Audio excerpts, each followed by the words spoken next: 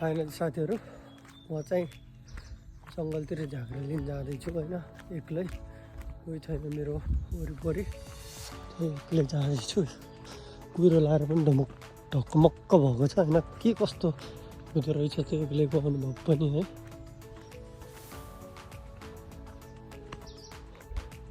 एक्लै हिँड्दाको अनुभव के कस्तो हुँदो रहेछ भिडियो मार्फतै म देखाउन चाहन्छु।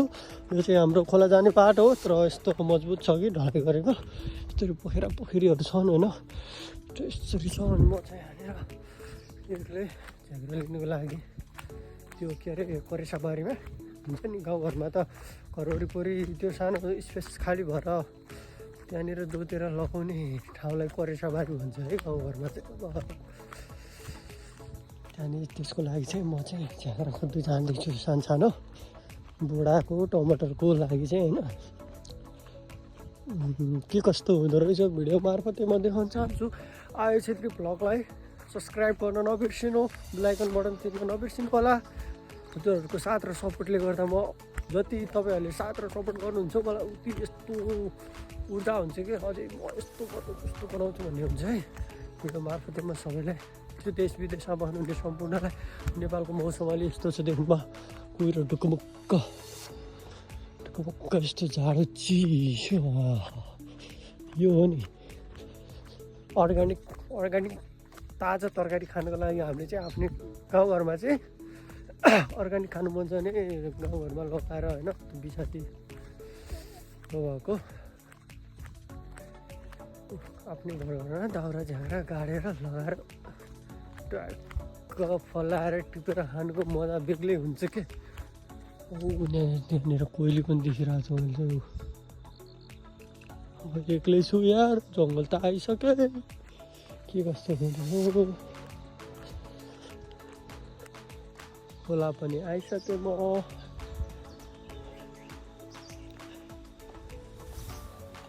खोला पनि आइसक्यो। अब यहाँनिर म ढिकमा चढेर यसरी हेर्दैछु वरिपरि यहाँनिर छ राम्रो झ्याक्रा भनेर यसो निहाल्दैछु म। झ्याक्रा कतापट्टि काट्दा ठिक हुँदो रहेछ भनेर म यसो हेरिरहेको छु होइन। चराचुरुङ्गीको गाउँघरमा नि यति आनन्द हुन्छ कि गाउँघरको के जस्तै कि गाउँघरमा अर्ग्यानिक साउन्ड सुन्न पाइन्छ कि हामीले चराचुरुङ्गीहरूको। अब त्यो सहरमा त म्युजिक यो डिजे सुन्न पाइन्छ नि, गाउँघरमा हेर्नु यस्तो बिहान चराको आवाज सुन्नुभएको छ, विभिन्न थरीका आवाजमा चराचुरुङ्गीहरू कराइराख सुन्नुभएको छ। यस्तो ठाउँमा यसरी बसेर यस्तो गरेर बस्नु नै कति मजाको हुन्छ कि। त्यहाँ देख्नुभएको छ जुरेली,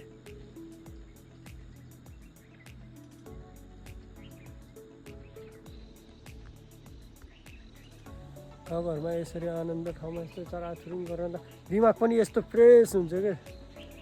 यस्तो आनन्द लिनुको लागि गाउँघरमा यसरी नै झल्किन्छ क्या चराचुरुङ्गीको आवाजकार। सानोमा देश विदेशमा बस्ने दाजुभाइहरू पनि गाउँघर त्यही त हो नि, नेपालमा छँदाको अरू ठाउँमा गाउँघरमा यसरी नै मैले भन्दा सिनियर दाइहरूले पनि अनुभव लिइसक्नु भएको छ। यसरी गाउँघरमा यसरी आएको आनन्दले चराचुरुङ्गी गर्दा यस्तो दिमाग पनि फ्रेस, आनन्द, कसैको टेन्सन नै होइन, कस्तो महसुस हुन्छ नि त्यही फिल गरिरहेको छु मैले पनि अहिले है। एक्लै आएको त्यही भएर कसैलाई जाम नभनिकन एक्लै आएको होइन, यस्तो आनन्द कि चराचुरुङ्गी आइरहेको छ कि वरिपरि। मेरो भोइस सुनेर पनि होला चराचुरुङ्गीको वाउ नाइस, यो कुकेटा हो खोलाको ढिकमा आएर मेरो पुरा प्रशंसा गरिरहेछ भनेर पुरा चराचुरुङ्गीहरू पनि हेर्न।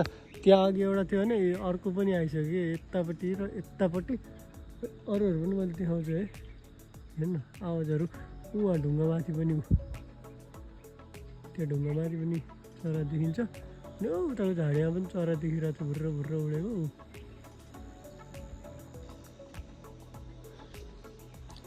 ल त साथीहरू, अब मेरो काम भनेको झाँक्रा काट्न आएको सानो। ल यहाँनिर त झन् धेरै रहेछ कि पुरा, मैले त नदेखिरहेको यो आम्मामा हेर्न, कहाँको केटाहरू बकुल्ला पनि मस्तो उडिदिरहेको। यस्तो आनन्द यो हो कि भल्ल गाउँ।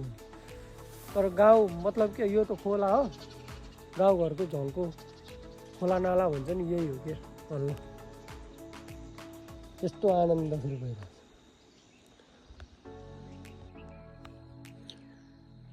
बाटो चाहिँ यहाँबाट रहेछ साथीहरू जङ्गल जाने। बाटो चाहिँ हामी टाढा रहेछ म चाहिँ हामी टाढा हिँड्दैछु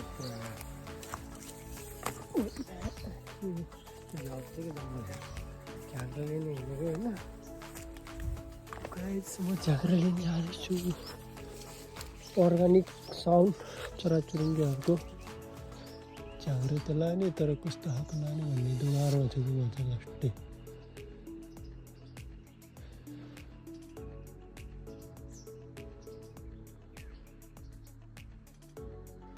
एकछिन काँडेको झाँक्रा खोज्नु पऱ्यो नभए अरू थोकै लानु पर्यो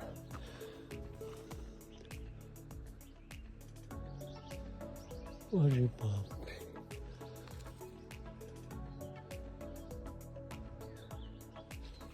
त्यस्तो टाढा छ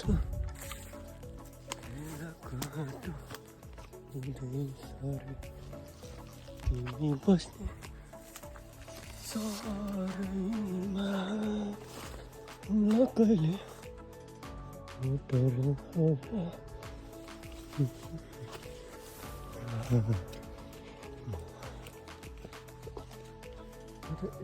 आएर झाँक्रा काटिरहेको छु साथीहरू मैले काटेको चाहिँ देखाएको छैन किन भन्दा म चाहिँ यहाँनिर यसो ब्रेक लिँदै काट्दै गर्नुपर्ने हुन्छ झाँक्रा त चेटै हुन्छ वनमा म एक्लै छु है हो नाइस यो ठिक हुन्छ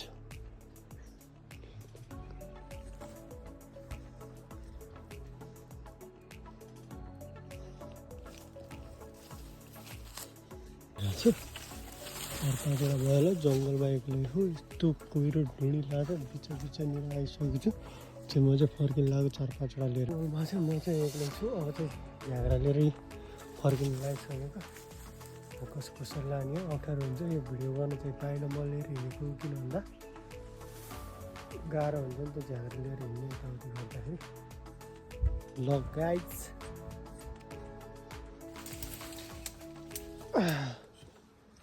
यस्तो गाह्रो हुन्छ नि झाँक्रा लिने यस्तो बाटो झाँक्रा लिँदै त्यो गर्दै हिँड्थेँ र ब्लग पुऱ्याइसकेपछि चाहिँ तपाईँ चाहिँ छुटाउनु हुँदैन अरे त्यही भएर बोल्छ ओके झाँक्रा त सानो हो मेरो सानो बुढाको लागि टिप्न सजिलो होस् भनेर मैले चाहिँ यस्तो लिएर हिँडेको होइन खास चाहिँ अब सिमीहरूको लागि चाहिँ अग्लो चाहिन्छ अनि बुढाहरूको लागि चाहिँ त्यो धेरैको टिक्दैन नि त त्यही भएर सानो झाँक्रा युज गरिन्छ हामीले चाहिँ अब यसरी नै बोकेर हिँड्ने अहिले त थोरै लिएर हिँडेछु किन भन्दा असैलो भयो कि डोरी पनि ल्याएको छैन अनि मोबाइल पनि भिडियो गरेर हिँड्नुपर्ने एकजना साथी भएको है चरप्प बोकेर चरप्प लिएर हिँड्नुहुन्थ्यो के भने यस्तै जस्तो दिएर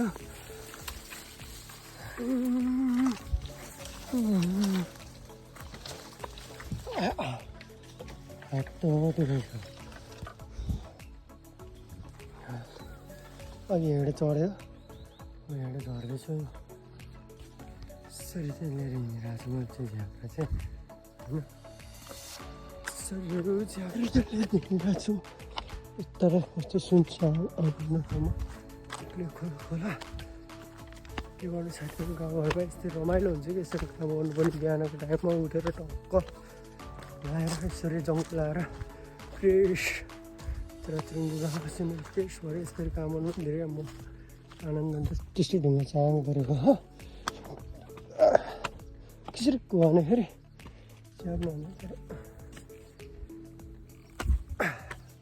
बाई बाई साथीहरू आजलाई यति नै है त।